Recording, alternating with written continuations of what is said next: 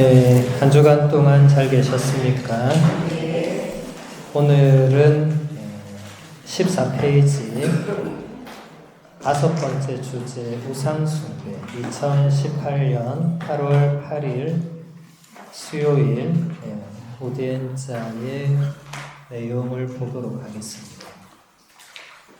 사과는 지난 화요일에 제가 강의를 해서 유튜브에 올려두고 이제 지난 화요일에도 같은 멘트를 했어요.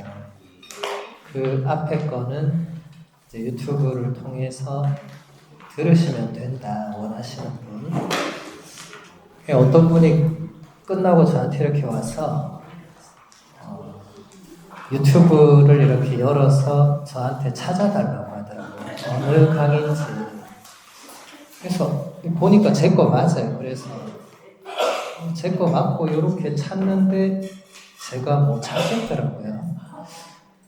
저는 휴대폰으로 유튜브를 처음 봤어요. 그래서 이게 왜 못 찾지 하고 보니까 그 라틴어 때문에 제목이 안 보이더라고요. 제목이. 전 이때까지 항상 컴퓨터로 유튜브 작업을 했기 때문에 그 제목이 안 보이는 걸 몰랐어요. 아무도 뭐 얘기도 안 하고. 그래서 그분 덕분에 처음 알게 됐어요. 그래서 집에 와서 일단 이번 강의와 최근의 모든 강의는 그 제목의 라틴어를 싹 다 뺐어요. 그래서 이제 제목이 보이게 될 거니까 이 챕터 제목이 그 강의 제목이 됩니다. 그래서 4강도 원하시는 분들은 4강 제목이 나 말고 다른 신이 있어서는 안 된다. 이게 유튜브 강의 제목이에요. 그대로 올라 있습니다. 그래서 원하시는 분들은 들으시면 되겠습니다. 어제 그제죠. 그제 그 유튜브 강의를 이제 작업을 하고 블로그에 또 제가 강의록하고 이렇게 올리는데 블로그 강의 올린 숫자 제가 이렇게 번호를 매겨놓거든요. 왜냐면 저도 찾기가 어려워서 하도 뭐가 많아가지고 이렇게 안 해놓으면 저도 못 찾아요. 올려놨는데 번호를 보니까 번호가 순간 전 누가 번호를 말하는 줄 알아요. 보신 분도 있겠지만 번호가 499번이더라고요. 499번. 엊그제 화요일 나 말고 다른 신이 있어서는 안 된다. 그 강의가 499번째 강의였던 거죠. 오늘 이건 몇 번째죠? 이게 500번째가 되는 거예요. 그래서 좀 제가 많은 생각이 들더라고요. 저는 유튜브에 강의를 올리기 때문에 똑같은 강의를 할 수가 없어요. 한 거 또 올리면 사람들이 금방 눈치채잖아요. 요즘 사람들이 얼마나 눈치가 빠른데 그렇게 할 수는 없으니까 매번 새로운 주제들을 강의했는데 그게 이제 500개까지 온 거죠. 20년 사제 생활이 500개면 그렇게 많지 않은 숫자일 수는 있죠. 근데 제가 또 가만히 이렇게 생각을 해보니까 제가 예전에 어느 수녀원에서 강의를 하는데 요한 크리소스토모 성인의 참회에 관한 설교를 강의를 하고 있었거든요. 요한 크리소스토모 성인이 사도 바오로에 대해서 얘기를 하면서 그분은 서간으로 세상을 낚은 분이다. 이런 표현을 했어요. 굉장히 감동적이었어요. 제가 그 강의를 하면서 서간으로 세상을 낚았다. 우리 신약 성경에 수록되어 있는 그 바오로 사도의 그 편지들로 세상을 낚았다. 그래서 그 강의 내내 저도 사제로 부르심을 받았고 또 여러분들도 하느님께 예수님께 부르심을 받았죠. 우리는 사람을 낳는 어부가 되어야 되는 사명이 있는데 바오로 사도는 서간으로 세상을 낚았는데 저는 무엇으로 세상을 낚을 수 있을까 이런 생각을 그냥 했거든요. 강의 중간에. 근데 강의 끝나고 어떤 수녀님이 저한테 오시더니 신부님은 강의를 많이 하시면 좋겠다 이런 얘기를 하더라고요. 그래서 왜 그러시냐 그러니까 물론 강의가 어렵고 잠도 오는데 그래도 강의를 하실 때 하나님께서 신부님을 쓰시는 뭔가가 느껴진다고 그런 얘기를 하시는 거예요. 그냥 하시는 말은 아닌 것 같았어요. 근데 저는 강의 시간 내내 나는 무엇으로 세상을 낚을 수 있을까 생각하고 있었는데 수녀님이 저한테 와서 신부님은 강의를 많이 하면 좋겠다. 그렇게 해서 저는 어쩌면 강의로 세상을 낚으라는 그런 사명을 받았을지도 모른다. 이런 생각을 잠시 했었어요. 근데 그리고 나서 얼마 있다가 주교님께서 미국 가라고 하셔가지고 강의는 무슨 이제 미국 가서 뭐 강의를 어떻게 하겠어요. 그렇게 해서 미국 갔다가 지금 왔는데 어쨌든 그 기간을 다 합쳐서 강의가 500개가 된 거죠. 그래서 그게 어떻게 보면 그게 하나의 정말 사명일 수도 있겠다. 그래서 여러분들도 하느님의 뜻을 찾고 식별할 때 누군가가 그냥 우연찮게 또는 아무렇지 않게 이렇게 와서 하는 얘기들을 흘려듣지 말고 그 안에서 뭔가 하느님의 뜻이 있지 않을까를 생각해 보시는 게 필요해요. 저도 그때 그런 일이 있었고 또 성녀 에디트 슈타인도 유명한 일화가 있죠. 에디트 슈타인 성녀가 그리스도교로 아직 회심하기 전에 젊은 시절에 계속 내가 예수 그리스도를 믿고 따라야 되는지 아닌지를 갈등하고 있을 때 독일의 엄청 큰 대성당에 들어가서 앉아서 고민하고 있는데 옆에서 웬 자매님이 장바구니를 들고 막 들어오신 거예요. 장바구니를 놓고 무릎 꿇고 기도를 하고 잠깐 그렇게 하고 또 장바구니를 들고 가셨어요. 근데 그걸 에디트 슈타인 성녀가 본 거죠, 이렇게. 그게 그냥 우연의 일치로 그 자매님은 그냥 잠깐 조교하러 들어온 거고 에디트 슈타인 성녀가 그냥 거기 앉아 있었을 수 있지만 성녀는 그때 뭔가를 느낀 거죠. 정말 이렇게 아무도 없는 이 평일 대낮에 저 아주머니께서 오셔가지고 기도하고 가시는 모습에서 성녀가 뭔가를 느꼈죠. 그리고 성녀가 수녀원 입회를 하고 그리고 우리가 다 아는 지금의 에디트 슈타인 성녀로 성인품도 받으셨어요.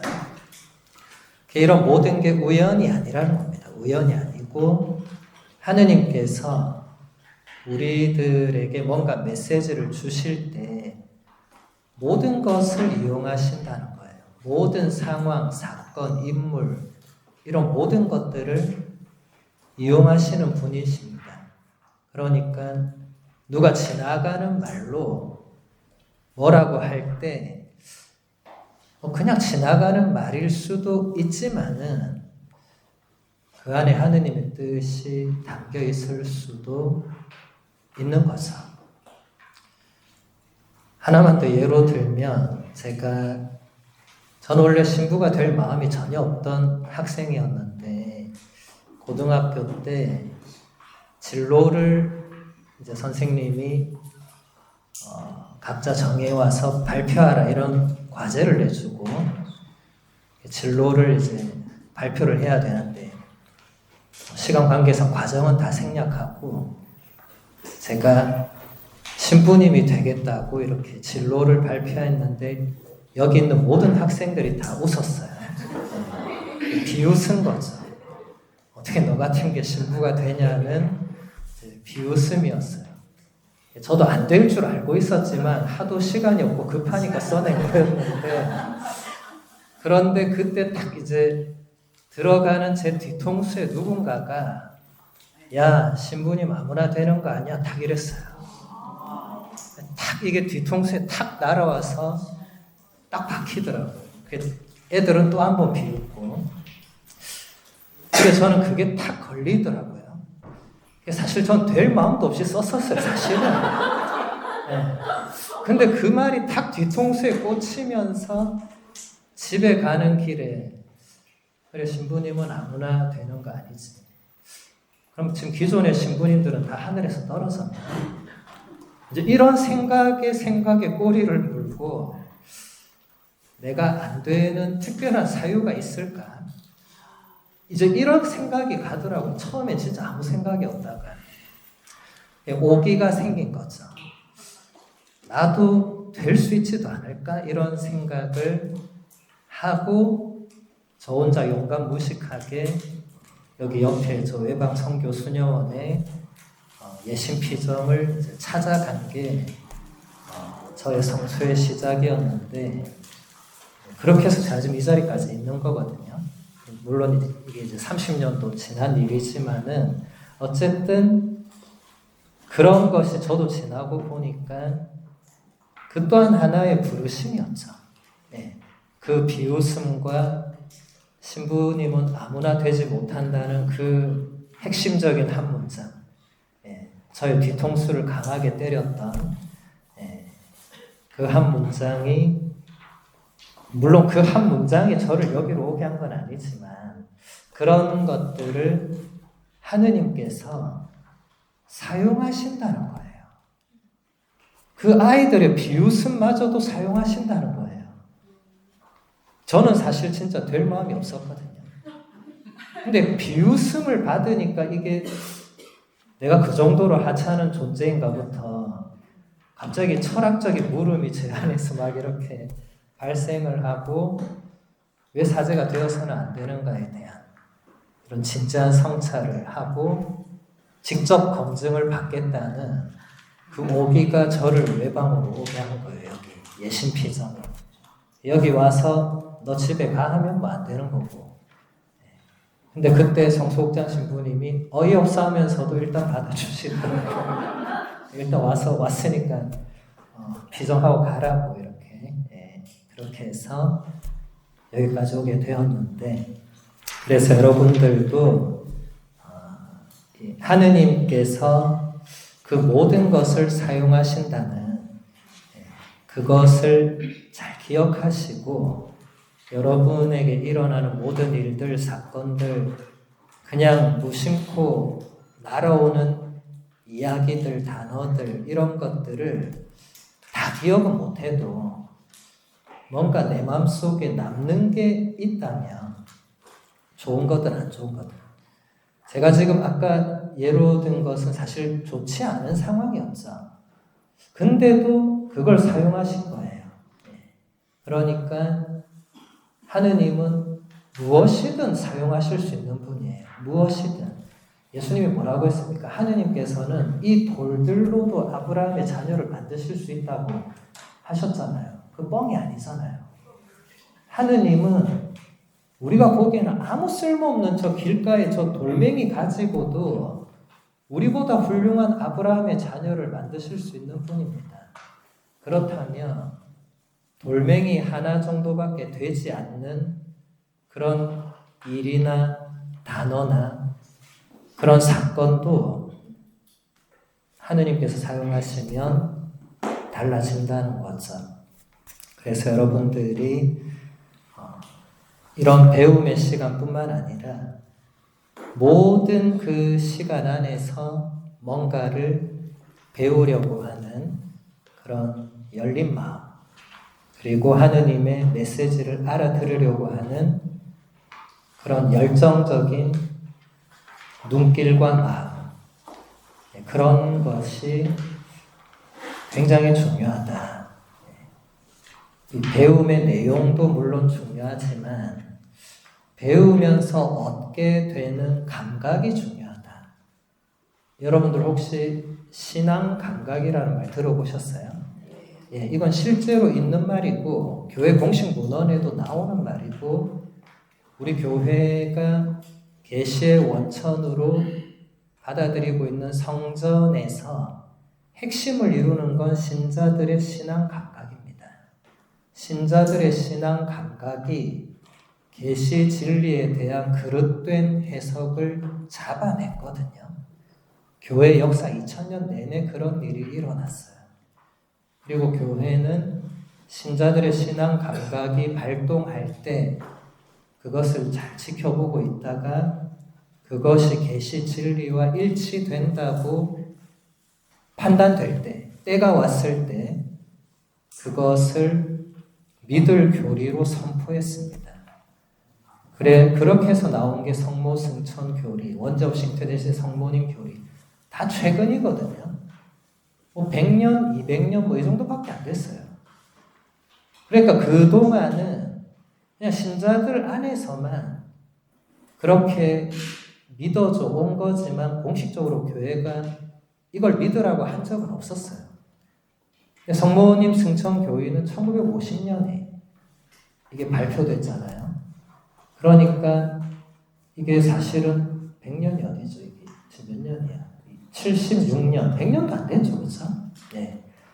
이렇게 이 신자들의 신앙 감각이 하루아침에 형성되는 건 아니고 오랜 세월에 걸쳐서 물론 성모님의 승천에 대한 신자들의 믿음과 교회, 특히 교부들에게 나오는 것은 벌써 교부들 시대에 그런 게 나오고 있었기 때문에 시간적으로 보면 1000년 이상 그 믿음은 계속 이어져 왔지만 교회가 그것을 결정하는 데에는 또 다른 차원이 있기 때문에 그래서 여러분들이 여러분 개개인은 신앙 감각이 뛰어나지 않을 수도 있습니다만 함께 모여 있을 때 이 집단적으로 이 나오는 신앙 감각에 대해서는 그 무시 못하는 게 있거든요. 한두 명이 아니고 그 수많은 사람들이 거기에 대해서 믿거나 거기에 대해서 이거 아닌데라고 생각할 때 그것을 교회가 유심히 본 거죠. 그렇게 해서 이단을 가려낸 적이 교회 역사 안에서 상당히 많습니다. 네. 심지어 사제나 주교가 얘기해도 신자들이 안 받아들였거든요. 왜냐하면 자기들이 볼 땐 그게 아니었던 거죠. 아리우스는 사제였고 네스토리우스는 주교 다 이단으로 판명이 됐지만 그분들이 현직에 가장 잘 나가던 분들이었어요. 그런 분들이 이렇게 강론이나 강의 때 뭔가 얘기하는 걸 신자들이 듣다가 이거 아닌데 이렇게 한 거예요. 이렇게 하면서 이게 점점 교회 전체로 퍼져나가고 그렇게 해서 결국 공의회가 열리고 공의회에서 아리우스나 네스토리우스가 단죄됐습니다. 현직 주교 사제가 단죄가 됐어요. 신자들의 신앙 감각이 움직인 거죠. 왜 우리가 믿고 있는 이 계시 진리에 대해서 당신이 마음대로 해석하냐? 마음대로 해석하면 안 되죠. 물론 그 시대에는 아직 다 결정되지 않은 것들이 많았어요.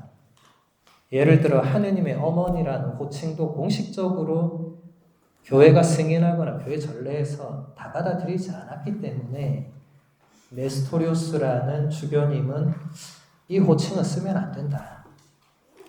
이렇게 얘기를 한 거죠. 그러니까 신자들이 들고 일어난 거예요. 아니 그동안 계속 써오던 거를 주교님 왜 반대하냐 이유가 뭐냐. 이렇게 한 거죠. 네스토리우스 주교도 나름 자기의 확신과 본인이 또 속한 학파의 어떤 그런 경향 이런 것들을 가지고 주장을 한 건데 어쨌든 단죄됐습니다. 거기서 네스토리우스가 이겼으면 지금 미사 때 우리가 하느님의 어머니라고 안 하겠죠. 네스토리우스가 주장한 호칭이 들어왔겠죠. 그런데 교회는 네스토리우스의 주장을 받아들이지 않았습니다.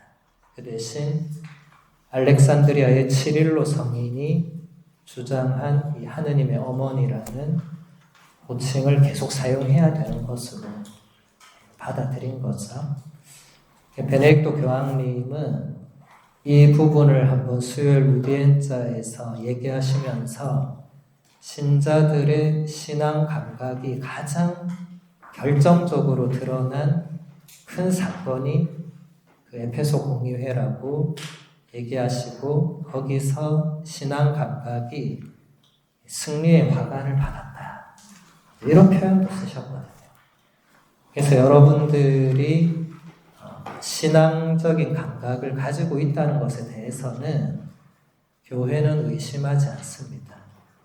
문제는 여러분들이 거기에 대해서 점점 무감각해지고 이제 무뎌지고 오늘날은 이제 세상에서 하도 다른 게 막 들어오니까 그 신앙 감각이 잘 발동이 안 되는 게 문제겠죠.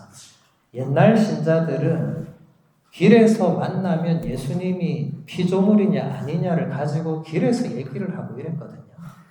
오늘날 여러분 카페에서 무슨 얘기하는지 한번 잘 생각해 보세요. 예수님이 피조물인지 아닌지 그런 얘기하는지 아니면 주식 얘기하는지 드라마 얘기하는지 무슨 얘기하는지 한번 잘 생각해 보세요. 그러면 그 옛날 신자들의 신앙 감각이 왜 그토록 활기차게 교회 안에 살아있었는가를 느낄 수 있습니다. 심지어 목욕탕에서 만난 사람들끼리도 그런 얘기를 했다는 기록들이 있어요. 목욕탕에서 만나면 그 완전히 그냥 사담의 자리인데도 거기서 네스토리우스 주교에 대해서 얘기하고 거기서 맞니 안 맞니 찬반 토론을 벌이고 목욕탕 안에서 네스토리우스가 맞다고 하는 사람 반, 그 탕 안에서 아니라는 사람 반, 그런 식으로 이 열띤 신앙의 감각을 가지고 있었던 시대가 있었습니다. 여러분 안에도 있습니다. 그게 잘 안 나올 뿐이죠. 그래서 그런 감각을 살릴 수 있도록 오늘 또 진도를 나가보겠습니다. 오늘은 우상 숭배에 대해서 보도록 하겠습니다. 오늘 우리는 지난주에 이어서 우상 숭배라는 주제를 심화하며 십계명을 계속 살펴보겠습니다. 이 주제를 파악하는 것이 매우 중요하기에 다시 한번 다루고자 합니다. 우리는 탈출기가 전해주는 우상의 전형, 즉 금송아지 사건에서 출발해 보겠습니다. 이 이야기는 명확한 배경을 가지고 있습니다. 바로 이스라엘 백성이 하느님의 지침들을 받으러 산에 올라간 모세를 기다리던 광야입니다. 각주 26번에 보면 제가 탈출기 32장 1절에서 8절을 그대로 인용해 두었으니까 보시면 되고, 광야는 여러분 가보신 분 손 들어보세요. 광야. 아무도 안 가봤어요? 네, 가보셨죠? 다 가보셔서 손 안 든 거죠?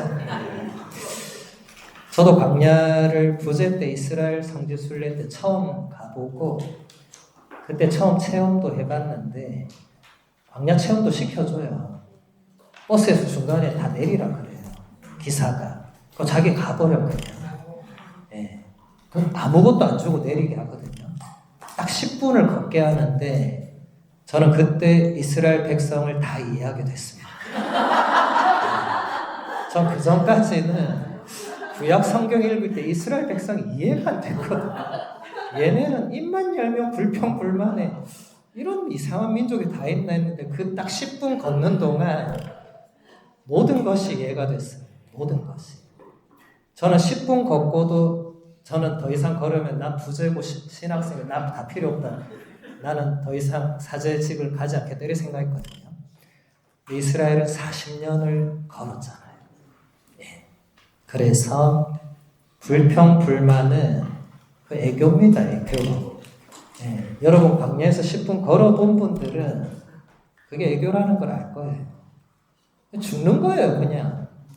이제 삶과 죽음의 갈림길에서 40년을 사는 거예요. 그래서 여러분 그런 배경으로 금송아지 사건을 봐야 돼요. 그냥 멀쩡하게 있다가 금송아지를 만든 게 아닙니다. 40년을 그렇게 사느냐 죽느냐의 문제를 날마다 숨 쉬는 순간마다 온 가족이 몰살 당하느냐 마느냐의 상황에서 모세가 산에 올라가서 40일 동안 안 내려오네. 지도자인데. 왜 어떻게 되는 거예요? 죽는 거죠. 그러니까 이제 유일하게 찾아갈 사람은 모세의 형인 아론밖에 없잖아요. 이제 아론한테 가서 이제 멱살 잡고 네 동생 어디 갔냐고 할 수밖에 없잖아요. 전 10분만 걸어도 내 손이 잡히면 다 멱살 잡고 내가 가만히 놔두자. 기사 만나기만 해봐라. 가만두지 않겠다. 이렇게 생각했는데 아론 멱살 여러 번 잡혔을 거예요. 성경에 멱살 단어가 안 나올 뿐이지만. 그러니까 아론이 본인도 자랑 죽을 수도 있겠다 생각을 했겠죠. 이 흥분한 군중이 돌을 던져도 맞아 죽을 거고 지팡이로 때려도 맞아 죽을 거고 이러나 저러나 자기는 죽을 거고 모세는 아마 위에 가서 죽은 것 같고 그러니까 살아야 되겠다.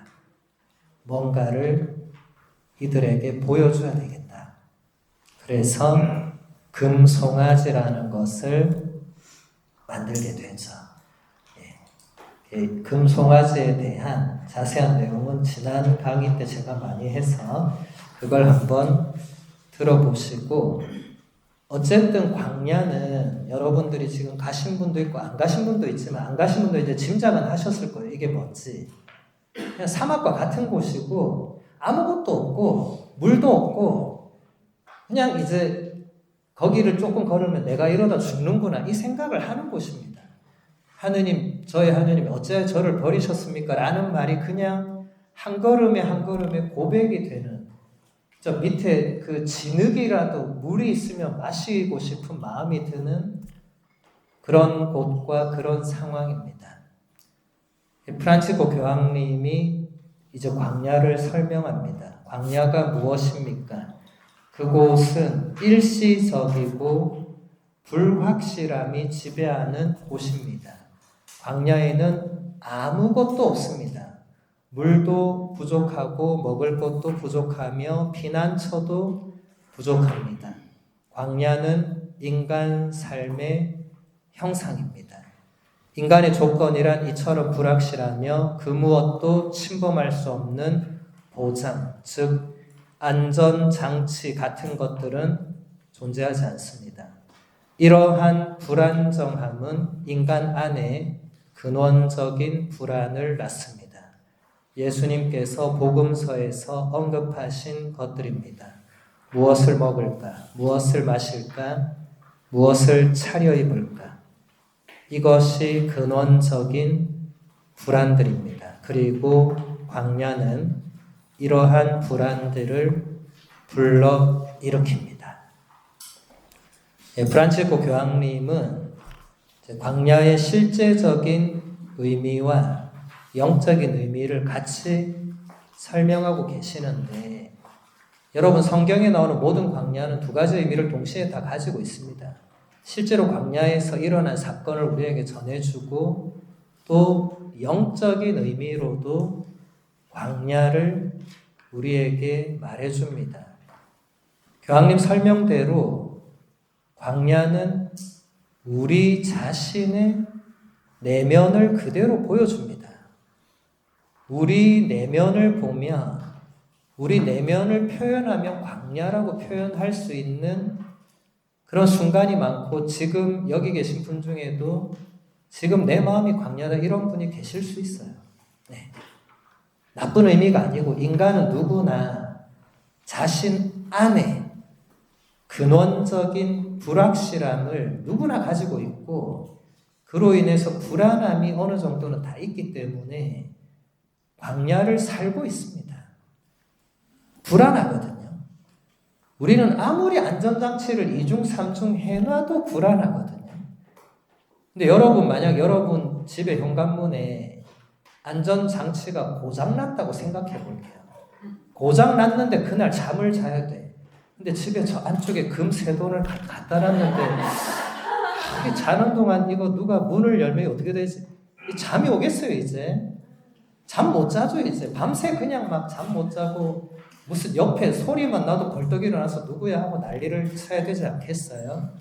근데 우리 내면이 그렇다는 겁니다. 우리 내면이. 아우구스티노 성인 같은 경우에는 이 깊은 내면의 불안이 어디서 오는 것인가를 끊임없이 더 깊게 내려간 후에야 그것이 하느님께서 우리에게 남겨놓은 당신의 흔적이라는 것을 알게 되었죠. 근데 이게 남이 이렇게 말해주면 여러분에게는 와닿지 않을 겁니다. 여러분도 아우구스티노 성인처럼 자기 내면으로 자꾸 들어가서 더 깊게 내려가고 그렇게 하는 과정이 필요합니다. 광야는 하느님께서 이스라엘 백성만 거기로 내모른 게 아니고 예수님도 공생활 시작하려고 하는데 성령께서 예수님을 광야로 내몰거든요. 원문을 직역하면 그렇게 됩니다. 물론 우리말 성경에는 아주 예의 바르게 이제 성령께서 예수님을 광야로 데리고 나갔다고 되어 있는데 원문에는 거의 내쫓다시피 아무것도 없는 그 땅으로 내쫓다시피 해서 예수님은 거의 쫓겨나듯이 광야로 가셨는데 40일 동안 쫄딱 굶었죠. 그러니까 딱 유혹자가 와서 이 돌을 빵으로 만들어서 하나 잡수시면 되지 않겠느냐. 얼마나 좋겠습니까? 그 예수님께는 아무것도 아닌 일이죠. 그런 유혹. 그래서 여러분, 광야는 항상 유혹이 있습니다. 왜냐하면 우리는 그 불안, 내적인 불확실함에서 오는 그 불안을 어떻게든 떨쳐내거나 극복하거나 멀리하거나 그래야 잠을 잘 수 있으니까. 그런 게 인간의 본성에 속하거든요. 그게 아우구스티노 성인의 표현을 빌리면 그게 계속 사라지지 않는 이유는 하느님께서 당신 자신의 흔적을 우리 안에 그렇게 남겨두셔서 우리가 끝내는 하느님을 찾을 수 있도록, 물론 많은 사람들이 끝내 하느님을 찾는 그 방향으로 가지 않습니다만 소수의 몇몇 사람들은 끝내는 하느님을 찾은 거죠. 그리고 알게 된 거죠. 그 내면의 불확실함, 내면의 불안, 내면의 갈망, 또 외적으로도 광야와 같은 상황과 현실, 특히 여러분들이 이제 나이가 드실수록 겪게 되는 그 육신의 어떤 쇠약과 질병과 고통들이 다 광야의 요소들입니다. 어쩔 수 없죠. 받아들여야 되는데 이제 그런 요소들이 이제 여러분에게 오기 시작하면 이제 여러분도 광야에 홀로 서 있는 한 사람이 될 수밖에 없습니다. 이때 끝까지 하느님을 붙들고 매달릴 것이냐 아니면 다른 하느님 아닌 뭔가로 갈아탈 것이냐. 이제 그 기로에 결국 다 서게 되어 있습니다. 뭐 이미 서 계셔 본 분들은 아시겠죠. 그리고 이미 갈아타 보신 분도 있을 수 있습니다. 여러분 눈빛을 보니까 몇 번 갈아타고 여기에 오신 것 같아요. 조금 돌고 돌아서 여기 오신 것 같은데 뭐 좋습니다. 지나간 걸 가지고 왈가왈부하는 것은 지금은 큰 의미가 없고 앞으로도 광야는 또 올 겁니다. 이스라엘이 40년이나 광야에 있었다는 이 40이라는 것은 실제적인 것이기도 하고 또 상징적 의미도 있어요. 네. 그러니까 실제 40년이기도 하지만 상징적인 40의 의미가 있습니다. 결국 광야는 죽을 때까지 올 거라는 얘기입니다. 여러분 마지막 눈 감기 직전에도 광야일 겁니다. 아마도. 마지막까지 하느님이냐 다른 무엇이냐. 그 다른 무엇을 금송아지라고 표현하는 겁니다. 그 다음 본문 보겠습니다. 바로 그 광야에서 우상 숭배를 촉발하는 한 사건이 발생합니다. 모세는 산에서 오래도록 내려오지 않았습니다. 모세는 40일 동안 그곳에 머물렀고 사람들은 인내심을 잃었습니다. 그들의 구심점이었던 모세, 즉 리더이자 우두머리, 안심시켜주는 지도자가 보이지 않게 되자 견딜 수 없게 된 것입니다. 그래서 이스라엘 백성은 자기 정체성을 찾고 나아갈 방향을 설정하기 위해서 눈에 보이는 신을 요구합니다. 그런데 이것이 바로 백성이 빠져든 함정입니다. 그들은 아론에게 이렇게 말합니다. 앞장서서 우리를 이끄실 신을 만들어 주십시오. 다시 말해서 우리에게 우두머리, 리더를 만들어 달라는 것입니다. 오늘날 많은 사람들이 특히 여러분이 보기에 사회적으로 지위도 탁월하고 똑똑하고 적어도 나보다 똑똑해 보이는 사람들이 이단이나 사이비에 빠지거든요. 어떻게 저럴 수 있지? 나보다 가방끈이 한 3배는 긴 저 사람이 나도 여기 붙어있는데 쟤는 왜 저기로 갔지? 이렇게 나한테 질문해 오는 분들이 많으시더라고요. 신부님 어떻게 저런 사람이 저기 가 있습니까? 저도 모르죠. 제가 그 사람을 만나본 적도 없고 알 길도 없지만. 그런데 이 본문들을 보면 답이 있어요. 답이. 네. 사회적으로 또 가방끈으로 볼 때 남들이 보기에 남부럽지 않은 정도의 사람이 자기 내면의 불확실함과 불안을 이기지 못할 때, 본인이 본인의 정체성을 찾지 못할 때, 본인이 본인에게 오는 육체적, 정신적, 심리적 질병, 압박, 스트레스 혹은 기타 등등의 것들을 감당해내지 못할 때 어떻게 해야 되겠어요? 다른 뭔가가 필요하겠죠. 그냥 있는 그대로 하나님께 가서 하나님 살려주세요 하면 되는데 그런 걸 할 줄 모르거나 우리 쪽 신자가 아니거나 그래도 마지막 자존심이 내가 그렇게는 못하지 하는 사람들이 결국 어디로 손을 뻗치겠어요? 다른 리더가 될 만한 사람이라고 본인이 볼 때 판단되는 사람 혹은 그런 물건 혹은 그런 것들 그게 마약이 될 수도 있고 알코올이 될 수도 있고 그게 무엇이든지 우상화 될 수 있다는 거예요. 네. 그게 이단이 될 수도 있고 여러분들에게도 이것은 언제나 바로 곁에서 도사리고 있는 유혹입니다. 멀지 않아요. 그건 가방끈과 아무 상관없는 겁니다. 사실은. 네. 가방끈이 긴 사람이 가는 게 조금 이상할 수는 있지만 가방끈이 아무리 길어도 인간이 인간인 건 변함이 없는 거예요. 가방끈이 길다고 인간이 슈퍼맨이 되거나 원더우먼이 되지는 않습니다. 똑같습니다. 오히려 가방끈이 길수록 더 본인에게 가해지는 부담은 더 컸을 거예요. 사회적 지위와 체면이 있는 사람은 더 그랬을 거예요. 그러니까 뭔가를 붙들어야 되는데 이때 잘못 붙들면 이런 일이 생기는 겁니다. 네. 그래서 성경의 이야기는 언제나 우리의 이야기, 나의 이야기입니다. 여러분도 여러분을 이끌어가는 사실 리더가 필요하죠.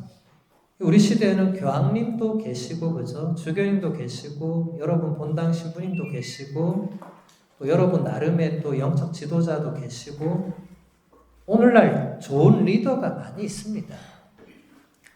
문제는 여러분들이 그 리더가 시키는 대로 안 따라가는 게 문제지 잘 따라가면 별 문제 없어요. 네. 여러분 요즘 교황님이 뭐라고 하는지 관심 있어 하는 분 있습니까? 없는 게 문제잖아요. 주식 뉴스 이런 거는 막 하루 종일 켜놓고 교황님이 무슨 말씀인지는 아무도 안 보는 게 오늘날 그리스도교의 현주소입니다. 이 프란치스코 교황님도 2018년에 이런 말씀들을 하셨는데 여러분 2018년 8월에 이 말씀 듣고 계셨습니까? 아마 안 듣고 있었을 겁니다. 사는 게 너무 바쁘셨겠죠, 그렇죠? 예. 그러니까 영적 지도자가 없는 시대는 아닙니다. 제가 볼 때. 훌륭한 분들이 많이 계십니다. 많이 계시는데 우리가 방향을 다른 쪽으로 그리고 자꾸 하느님이 아닌 그리고 하느님께서 얘 말을 들으라고 하는 그 리더 아닌 다른 뭔가로 우리가 끌려가는 그게 오늘날의 지금 신자들에게 가장 위협이 되는 그게 유혹이죠. 유혹. 왜냐하면 누구나 다 하니까 신부님 뭐 요새 다 하는데 저도 뭐 조금 해도 되지 않겠습니까? 이게 유혹의 시작입니다.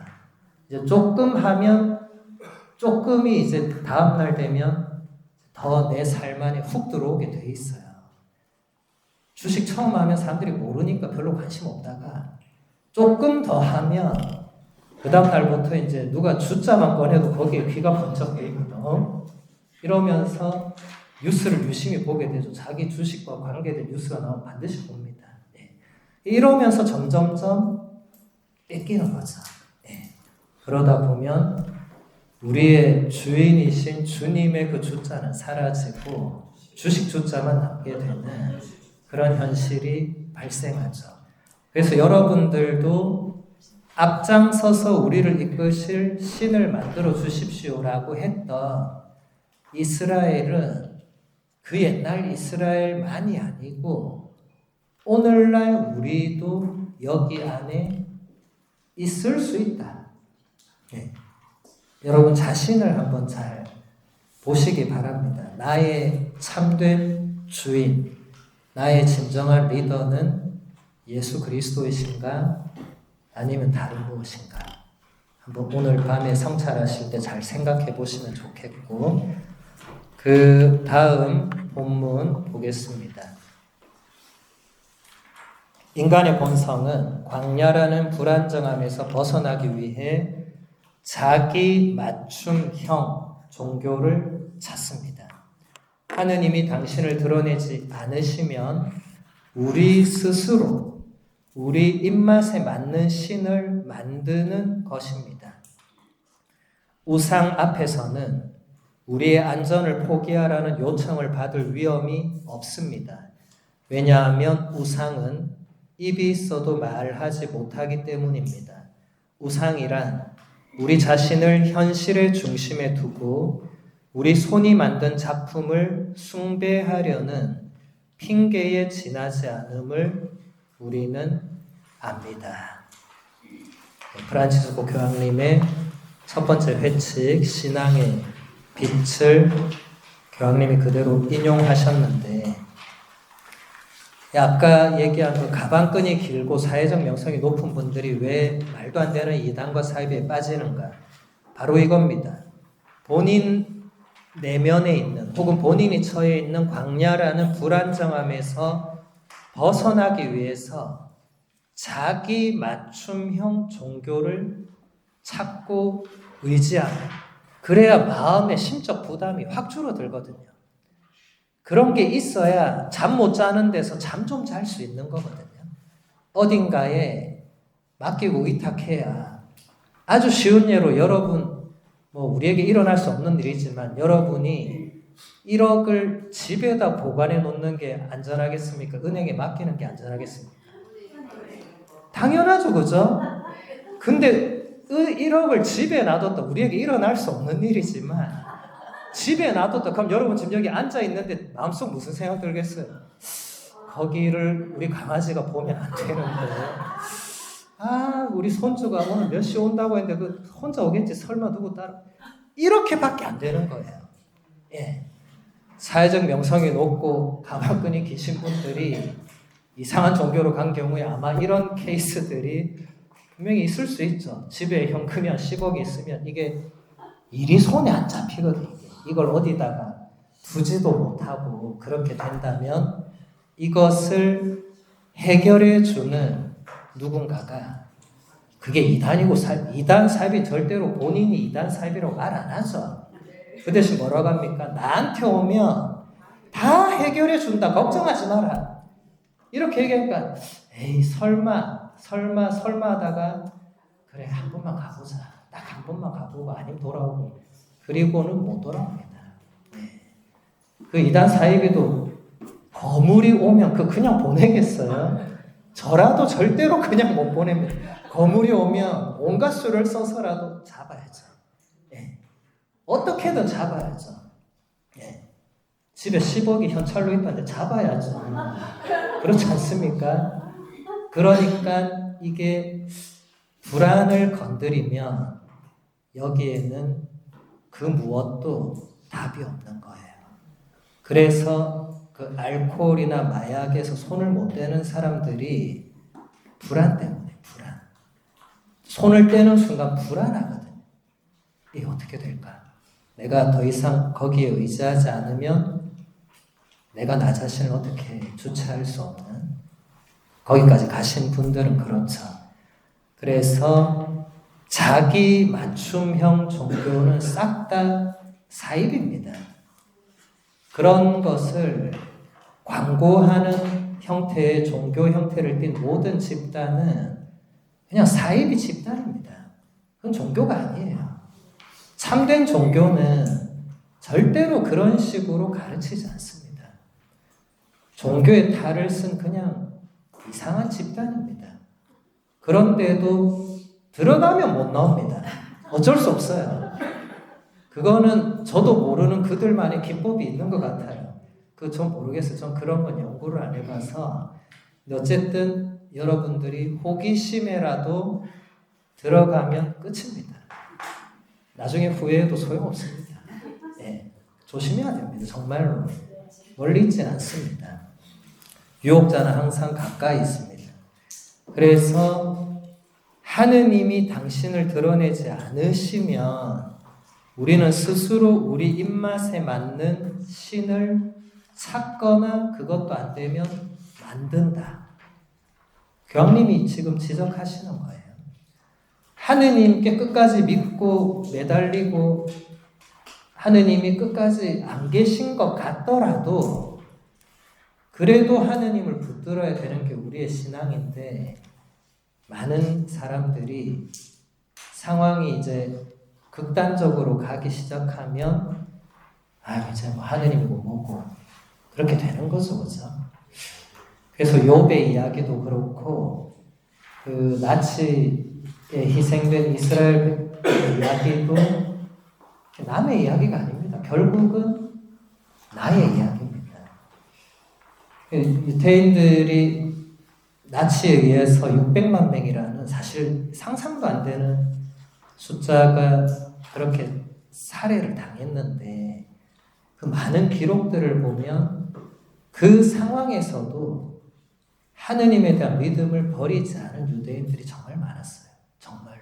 그렇게 죽어가는데도 그렇게 죽어가는 옆 사람과 가족을 보면서도 우리 같으면 이제 하느님은 없다고 선언해도 될 것 같은데 니체처럼 신은 죽었다고 당당하게 선언하고 그냥 마음대로 살면 될 것 같은데 그렇게 하지 않은 거예요. 거기 벽에 보면 유대인들이 죽어가면서 써놓은 글귀들이 남아있어요.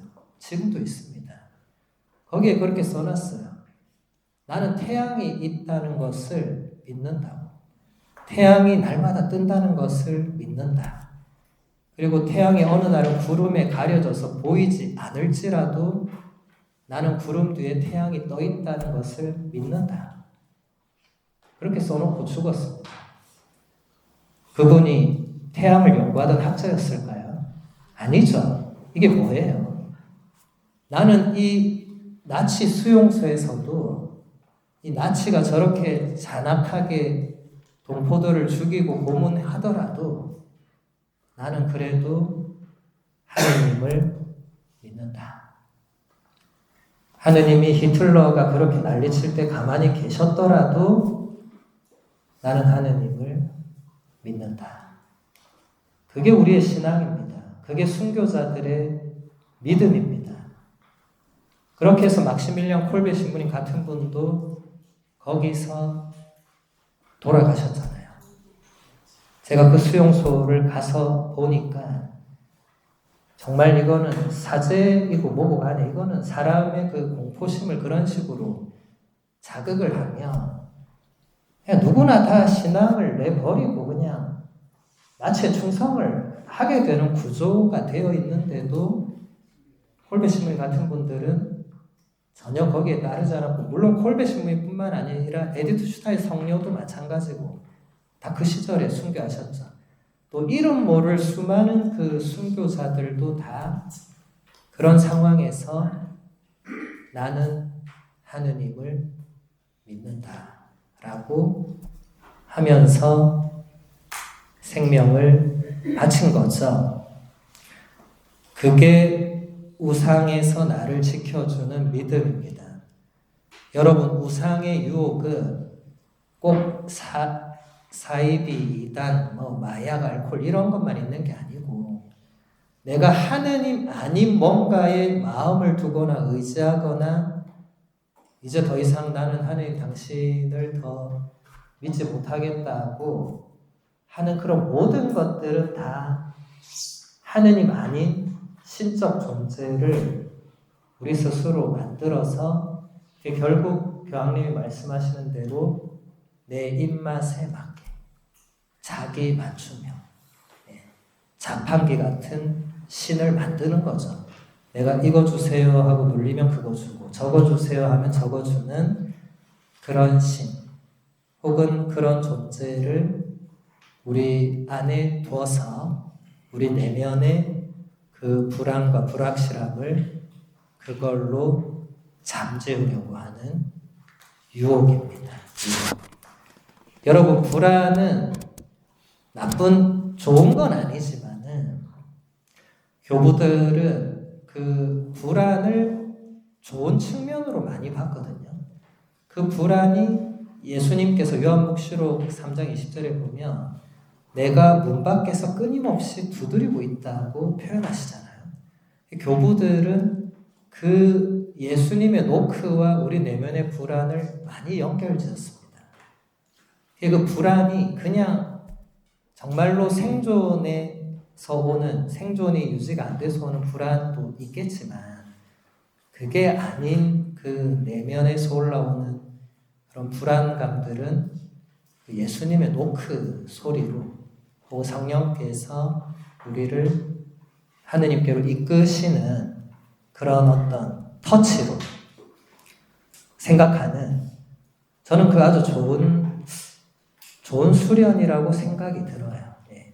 이제 그런 쪽으로 여러분들이 연결 지어야 계속 이 또한 하느님께서 뭔가 원하시는 뜻이 있을 것이다. 쉬운 건 아니죠. 저도 로마 유학할 때 생각해 보면 7년 내내 불안에 떨면서 살아야 했거든요. 내일 떨어지면 집에 가야 돼요. 그걸 7년 내내 그러고 살았다 생각해 보세요. 사람 사는 게 아니었죠. 그런데도 제가 버틸 수 있었던 것은 그 성체조배를 하면서 내일 떨어지면 집에 가겠습니다. 이렇게 늘 기도를 했거든요. 그럼 또 살려주시더라고요. 교수님의 자비가 저를 살려주더라고요. 근데 교수님의 자비도 한두 번 통하겠어요, 그게? 7년 내내 교수가 어떻게 자비를 베풀어요? 그러니까 제가 마지막 날까지 성체조배를 했던 것이 저는 그게 저를 살려준 힘이었다고 뒤늦게 깨달았습니다. 물론 성체조배 때 예수님께서 내일 시험을 통과시켜 주겠다고는 아무 걱정하지 말고 교수님 앞에 나아가라 이런 응답을 한 번도 해준 적은 없었습니다. 예. 그분의 주특기는 침묵과 무응답이죠. 예. 그렇지만 제가 7년 동안 성체조배를 했던 게 그게 그 불안에 대한 저의 응답이었던 거죠. 그게 결국은 저를 이 자리까지 오게 한 거죠. 제가 그 불안을 못 견뎠으면 한 7년이 아니고 70일쯤 지났을 때 주교님께 편지를 썼을 겁니다. 주교님 저는 아닌 것 같습니다. 죄송합니다. 다른 훌륭한 사제를 보내셔서 공부를 시키면 좋겠습니다. 쓰면 끝입니다. 예. 제가 7년 중에 한 100일은 그런 편지를 쓰다가 잠든 적도 있어요. 예. 쓰다가 엔터를 눌러야 되는데 못 눌리고 잠들고 그런 적이 저도 있었습니다. 예. 그때 눌렀으면 제가 이 자리에 없었겠죠. 그냥 편안하고 안락하게 잘 살았을 건데 그러니까 여러분들도 그런 유혹이 있는 거예요. 그냥 조금 빨리 벗어날 수 있는 그런 길이 꼭 옆에 있거든요. 그냥 이 정도 고생했으면 더 안 해도 되지 않나. 근데 그 순간 그리로 가면 끝이고 그래도 하느님을 붙들고 계속 가면은 그 불안이 없어지지는 않지만은 그래도 하느님과 함께 간다는 것을 나중에 알게 됩니다. 그 순간에 모를 수 있어요. 그 순간에 꼭 다 알아야 되는 건 아닙니다. 우리는 하느님의 뜻을 그 순간 다 알 수 없는 존재입니다. 그렇게 창조되어 있습니다. 그 순간 다 성인 성녀들도 그 순간에는 알아차리지 못했습니다. 하지만 뒤늦게 결국은 알게 됐어. 그래서 여러분들이 스스로 여러분 입맛에 맞는 신을 만들거나 그런 뭔가를 찾으려고 할 때 그게 유혹이라는 것을 꼭 기억하시면 좋겠습니다. 자, 넘겨서 16페이지 보겠습니다. 아론은 사람들의 요구를 거절하지 못하고 금송아지를 만들었습니다. 고대 근동 지역에서 송아지는 두 가지 의미를 지니고 있었습니다. 한편으로는 다산과 풍요를 상징했고 다른 한편으로는 에너지와 힘을 상징했습니다. 그러나 무엇보다 그것은 금으로 만들어졌습니다. 그렇기에 부와 성공, 권력과 돈의 상징이 됩니다. 이런 것들이 바로 거대한 우상들입니다. 성공, 권력, 그리고 돈, 이런 것들은 언제나 우리 곁에 있는 유혹입니다. 여러분, 이런 것들이 여러분들의 불안을 가라앉혀 줄 거라고 생각하는 분들이 상당히 많아요. 신부님, 저 돈만 많으면 이거 다 없어질 건데, 이런 분들 많아요, 진짜로. 그러면서 로또를 매일 사러 가는 거예요. 그리고 안 걸렸다고 매일 하느님을 원망하고. 그건 좀 아니죠, 그렇죠? 하느님이 원하시는 방향은 전혀 이런 쪽이 아닌데 이런 쪽으로 나의 그 불안감을 잠재우려고 하는. 그래서 여러분, 성공과 권력과 돈은 항상 조심하셔야 됩니다. 교황님이 구체적으로 이렇게 얘기까지 했잖아요. 이런 것들은 다 유혹이다. 그래서 여러분 중에 내가 이 셋 중에 하나를 가지고 있다 생각하는 분들은 유혹에 걸렸다고 보시면 됩니다. 왜냐하면 그걸로 이미 지금 안심하고 있는 거거든요. 선생님, 저는 이 정도니까 괜찮은 것 같은데요. 그거 안 좋은 거예요. 위험한 거예요. 왜냐하면 그럼 그분은 이제 그거 하나만 있으면 괜찮다고 하잖아요, 지금. 제가 볼 때는 안 괜찮은데. 제가 안 괜찮다 해도 안 받아들입니다. 신부님, 왜 자꾸 남의 인생에 끼어드세요? 이렇게 나오거든요. 그럼 뭐 어떻게 할 수가 없잖아요. 그래서 여러분들이 교황님께서 이런 것들을 조심하라고 하는 이유를 한번 잘 생각해 보면 좋겠어요. 이 세상은 그런 걸 다 쫓아가는데 왜 교황님 우리는 쫓아가면 안 됩니까? 최소한으로 생존에 필요한 어느 정도의 그런 것은 당연히 있어야 되죠. 그래서 당연히 일도 해야 되고, 일도 열심히 해야 되고, 저축도 해야 되고, 절약도 해야 되고, 그런 근면 성실한 미덕에 대해서 교황님이 뭐라 하시는 게 아니고, 이런 것들을 통해서 여러분들이 내가 괜찮다거나 안심할 수 있다고 그렇게 넘어가는 이 부분에 대해서 그게 우상이 될 수 있고 유혹이 될 수 있다고 경고하시는 거죠. 그 다음 본문 볼게요. 금송아지는 바로 이런 것입니다. 자유라는 환상을 심어주지만 실제로는 우리를 노예로 만드는 모든 욕망들의 상징입니다. 우상은 언제나 우리를 노예로 만들기 때문입니다. 우상은 매혹적이고 당신은 그 매혹에 끌려갑니다. 마치 새를 꼼짝 못하게 노려보는 뱀의 매혹과도 같습니다. 새는 움직이지 못한 채 굳어버리고 뱀은 그 새를 잡아먹습니다. 아론은 이 유혹에 맞서지 못했습니다. 교황님 말씀대로 우상은 언제나 우리를 노예로 만든다. 네. 여러분 중에 하루도 빠지지 않고 주식 뉴스를 보는 분은 주식의 노예라고 표현해도 되겠죠. 안 보면 큰일 나거든요. 큰일 나. 이제 안 보면 머릿속에 그게 계속 생각이 나거든요. 이게 어떻게 돼 있을까? 올랐을까? 내렸을까? 이 사람이 사는 게 아닙니다.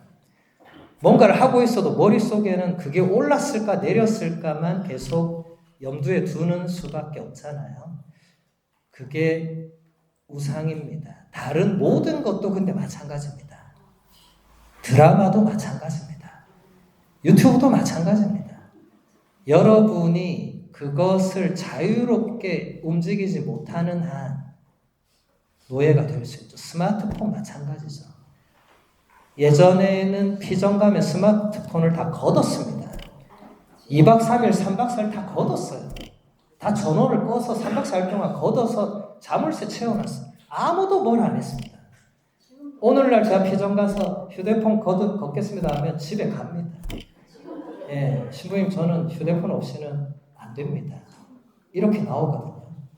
오늘날 3박 4일 휴대폰 전원 끄고 내세요 하면 안 냅니다. 이유는 있죠. 우리 집에 지금 뭐가 이거 확인해야 되고 뭐가 있고 이유는 많습니다. 네. 이게 그만큼 세상이 바뀌었고 그만큼 거기서 빠져나오지 못하는 여러분 오늘날 중고생만 스마트폰의 노예가 아닙니다. 걔들은 드러난 일부의 단면이고 아직 그 친구들은 완전한 성숙도 이루지 못했다 보니 이게 위험하니까 언론에서 자꾸 그런 거를 보여주지. 그럼 다 큰 어른들은 그게 컨트롤이 잘 되나요? 똑같은 겁니다. 이제 눈에 이제 백내장, 목내장이 와서 안 보이면은 그때는 이제 어쩔 수 없이 뭐 놓겠죠. 안 보이는데 어쩌겠어요. 근데 그러기 전까지는 이거 이제 없어지면 난리 나죠. 어떤 분은 전화기 들고 친구한테 전화해서 야 내가 스마트폰이 없어졌다 이렇게 전화를 해서 그 친구가 야 좀 잘 찾아봐 냉장고 열어봐 하고 막 그 난리를 치고 계속 손에 들고 막 이게 어디 갔지 하고 그게 노예입니다. 노예. 네. 심각한 거죠. 네. 근데 이게 오늘날 너무 흔하게 일어나고 있는 일입니다. 여러분도 혹시 겪었을지도 모를 일이죠. 네. 그래서 여러분들이 성찰을 할 때 그날 꼭 내가 누군가한테 뭐 욕을 하거나 뭘 잘못하고 물론 이 부분도 당연히 성찰을 해야 되지만 성찰의 범위를 조금 더 확대한다면 내가 뭔가 우상으로 두고 있거나 혹은 내가 뭔가에 꼼짝 못하는 노예라는 표현이 좀 과할 수 있지만 교황님이 직접 이렇게 예를 드시는 건 이게 과한 게 아니거든요. 이게 위험하니까 지금 뱀이 새를 잡아먹는 예를 드는 약간 좀 예도 과하잖아요. 근데 이 정도로 생생한 과한 예를 드시는 것은 교황님 보시기에도 그만큼 지금 세상에 사람들이 그런 뭔가에 매여 있거나 중독돼 있거나 사로잡혀 있거나 그렇게 우상화되어 있는 상태가 심각하다는 겁니다. 본인이 모를지라도. 본인이 아는 거는 뭐 드러났으니까 어느 정도 괜찮지만 뭐 알코올 중독이다, 마약 중독이다 이런 거는 알지만 스마트폰 중독인 거는 사람들이 잘 모르죠. 왜냐하면 내가 남들 볼 때는 내가 쟤보다 스마트폰 안 보는 것 같은데 이렇게 또 생각을 해요. 쟤는 보니까 24시간 보고 있고 난 그래도 24시간까지는 아닌데 한 18시간인데 이렇게 생각하는 분들이 계실 수 있죠. 그러니까 본인이 노예가 된지 모를 수 있는 거죠. 드러나지 않은 것은 잘 모르죠. 그것을 여러분들이 성찰을 해보고 내가 정말 그런 거 하나 없이 자유롭게 그냥 나와 하느님과의 관계를 유지할 수 있는지 한번 생각을 해보셔야 되겠습니다. 그 다음 본문 보겠습니다. 그러나 이 모든 것은 무엇보다도 하느님을 신뢰하지 못하는 것, 즉 그분 안에 우리의 안전 보장을 두지 못하고 그분께서 우리 마음의 갈망에 참된 깊이를 주시도록 내어드리지 못하는 데서 비롯됩니다. 하느님을 신뢰할 때 비로소 우리는 나약함과 불확실성 그리고 불안정함까지도 견뎌낼 수 있습니다. 하느님을 기준으로 삼을 때 우리는 나약하고 불확실하며 불안정한 순간에도 강해집니다. 하느님의 우선권이 사라지면 우리는 너무나 쉽게 우상숭배에 빠지게 되고 보잘것없는 안도감에 만족해 버립니다. 이 부분이 교황님께서 말씀하시고자 하시는 가장 핵심적인 내용이 되는데 어려운 거 하나도 없죠, 그죠? 프란치스코 교황님은 이게 강점입니다. 정말 쉽게 핵심을 우리에게 잘 말씀해 주고 있죠. 우리가 하느님을 신뢰하지 못하기 때문에 다른 뭔가에 의존하려고 하는 거다. 근본적인 이유는 우리의 신앙이 그만큼 깊지 않다는 겁니다. 하느님을 온전히 신뢰하는 사람은 죽을 때까지도 주님 제 영혼을 아버지 손에 맡깁니다 하고 죽을 수 있지만 대부분은 그러지 않는다는 거죠. 하느님을 신뢰할 때 우리는 나약함, 불확실성 그리고 불안정까지도 그러니까 불안도 다 견뎌낼 수 있다고 말합니다. 교황님이. 하느님을 신뢰하면 여러분이 내면에서 끊임없이 올라오는 그 불안함 그리고 앞으로 어떻게 될지 모를 그 불확실한 현실에서 굳건하게 서 있을 수 있다는 거죠. 이런 체험을 해보신 분들도 있을 수 있어요. 예. 근데 인간은 흔들리는 갈대죠. 그런 체험까지 했다가도 다음날 확 떨어지는 게 또 인간입니다. 그래서 항상 깨어 있어야 되는 게 필요하죠. 저도 한 번은 이게 옛날에 신학교 건물이다 보니까 저도 여기서 1학년 생활을 했거든요.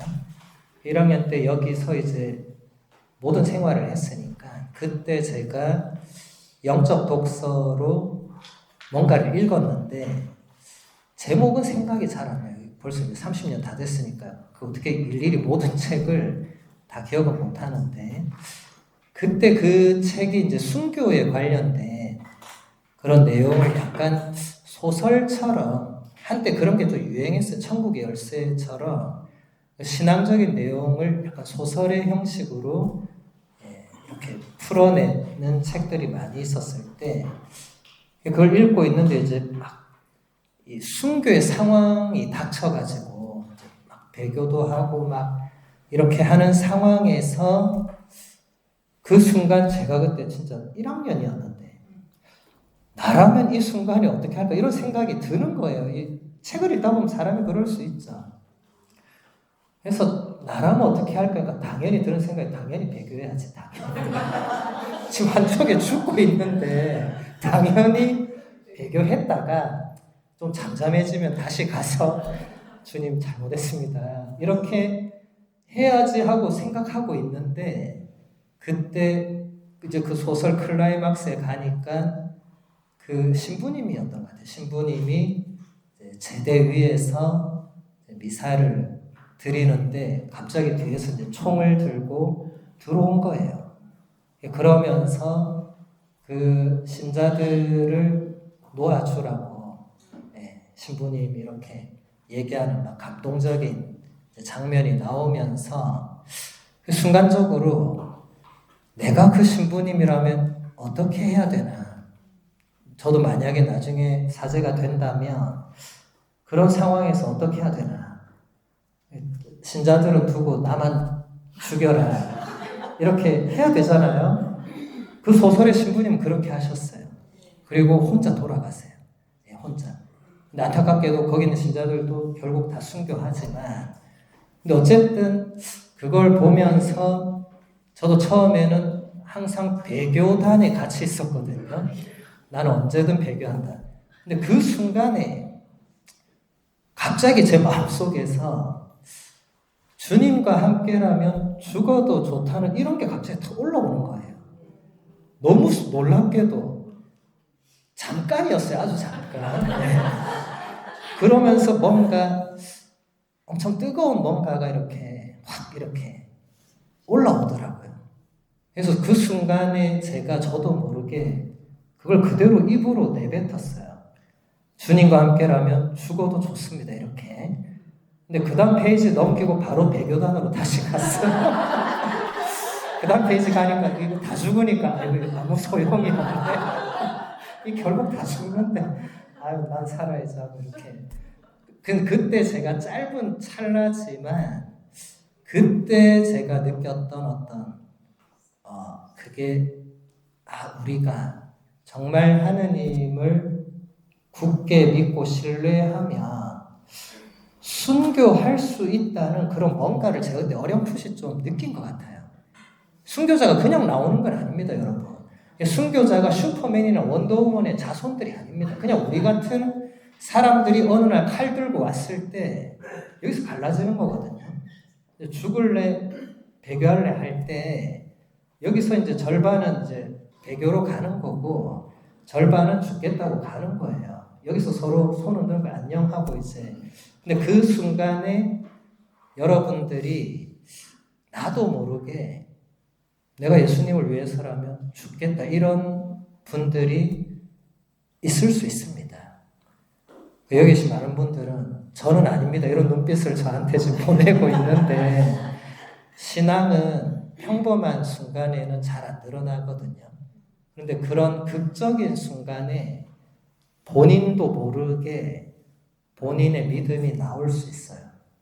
그래서 여러분들 본인의 신앙의 깊이가 얕다고 너무 자책하거나 저 옆에 애가 너무 신앙의 깊이가 없다고 너무 그렇게 손가락질 하지 마시고 내 안에 그 믿음의 씨앗이 그동안 정말 내가 열심히 물을 주고 갖고 온 그게 헛되지 않다.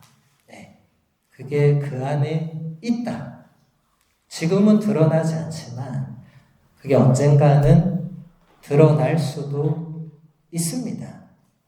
교황님은 이제 그런 측면에서 하느님께 대한 신뢰를 말씀하시고 계십니다.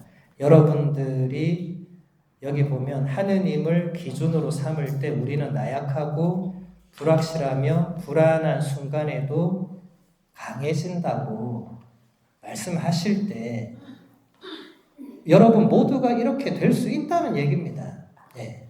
그리고 이미 그런 분들이 계실 거예요. 이미 이 세속적으로 보면 산전, 수전, 공중전 이제 다 겪으시고 정말로 하느님의 말씀으로 나름 무장한 분들도 계실 거예요. 살아보니까 산전수전 공중전을 겪어보니까 정말 하느님밖에 붙들 그게 없구나라는 것을 깨달은 분들도 계실 거예요. 은총이죠. 좋은 깨달음이니까. 예. 그래서 우리도 할 수 있습니다. 여러분 교황님이 뭔가 말씀하실 때는 우리가 못하는 뭔가를 이상으로 제시하는 분은 절대로 아닙니다. 프란치스코 교황님 특히 더 그런 분이셨어요. 이분은 이상주의자가 아니라 철저한 현실주의자였거든요. 현실에서 일어날 수 있는 일, 일어나고 있는 일, 그리고 우리에게 가능한 일들을 자주 예를 들어서 말씀을 하셨죠. 그 다음 본문 보겠습니다. 성경에서 우리는 이러한 유혹을 언제나 보게 됩니다. 이것을 잘 생각해 봅시다. 하느님께서 이집트로부터 이스라엘 백성을 해방시키는 일은 그리 큰 수고로움이 들지 않았습니다. 하느님께서는 당신의 권능과 사랑의 표징들로 그 일을 해내셨습니다. 하지만 하느님의 위대한 수고로움은 이스라엘 백성의 마음속으로부터 이집트를 제거하는 것, 즉 그들의 마음속으로부터 우상 숭배를 없애는 일이었습니다. 그리고 하느님께서는 지금도 우리의 마음속으로부터 그것을 없애기 위해서 계속 수고하고 계십니다. 이것이 바로 하느님의 위대한 수고로움입니다. 우리가 우리 내면에 자리 잡게 한 그 이집트, 즉 우상 숭배의 매혹을 치워버리는 것입니다. 네. 이게 가장 중요한 포인트입니다. 이스라엘 백성을 육신으로 이집트에서 광야로 이끌어내시는 일은 하느님 편에서 보면 큰 수고로움이 아니었다. 10가지 재앙얘기 여러분 다 아시잖아요. 그렇게 엄청난 이 이적과 표징들을 일으켜서 막 엄청난 일이 일어나고 홍해가 갈라지고 했는데 교황님은 딱 그걸 한마디로 그것은 하느님 편에서는 그렇게 큰 힘겨운 일은 아니었다. 하느님 편에서 가장 힘겨운 것은 그 다음 40년 그 이스라엘이 광야를 걸으면서 그 이스라엘의 내면의 이집트를 치워버리는 이게 40년이 걸린 거예요. 물론 40이라는 숫자는 여기서 상징적 의미가 훨씬 더 강합니다. 바꿔 말하면 우리도 하느님을 믿겠다고 우상을 버리겠다고 이제 더 이상 주식에 투자하지 않겠다고 맹세하고 나서 그 다음에 여러분 마음속에서 어떻게 되는가? 그 이집트들을 정말로 내버렸는가? 여러분 이스라엘 백성이 광야에서 계속 불평할 때 뭐라고 했습니까? 이집트에서는 우리가 최소한 이런 거 했고 최소한 우리가 이 정도 개고생은 안 했는데 내가 지금 여기서 이 고생을 하고 있다. 네. 계속 이집트에서는 몸은 나왔는데 마음은 돌아가고 있죠. 이게 우리의 모습입니다. 몸은 성당에 왔는데 마음은 딴 데 가는 거예요. 오늘 날씨가 너무 좋네. 경주에 지금 꽃이 피었겠네. 하고 마음이 그쪽으로 가는 거죠. 네. 그 정도는 애교고 이제 하느님과의 관계에서는 그게 하느님께로 제가 가겠습니다 해놓고는 하느님 아닌 것으로 계속 마음이 움직이는 우리 안에 이집트는 우리가 죽을 때까지 계속 있을 겁니다. 우리는 죽을 때까지 광야의 길을 걸어갈 수밖에 없는 여정 중에 있는 순례길을 걷고 있는 교회죠. 그래서 여러분들이 일희일비하지 마시고 내가 조금 열심히 해서 잘 됐다고 해서 거기에 만족해서도 또 다른 유혹이 올 것이고 또 내가 열심히 신앙적인 노력을 했는데 뭐가 잘 안 됐다고 해서 거기서 그냥 또 포기하고 주저앉는 것도 좋은 여정을 걷는 자세는 아니죠. 그래서 꿋꿋하게 한 걸음씩 앞으로 나아가시는 게 중요합니다. 오늘 강의는 여기서 마무리하도록 하겠습니다. 다음 주는 성주간이니까 수업이 목요일에 없죠? 네. 너무 좋아하시는 것 같아요. 대답 소리가 엄청 밝으시네. 네. 다음 주 목요일부터는 이제 성교 축성 미사와 파스카 성삼이 시작되니까 여러분들 전례에 열심히 참여하시라고 휴강이고 그 다음 주 목요일에 만나도록 하겠습니다. 그 사이에는 제가 강의들을 유튜브와 블로그에 또 올려놓을 테니까 원하시는 분들은 그걸 들으시면 도움이 될 것입니다. 영광이 성부와 성자와 성령께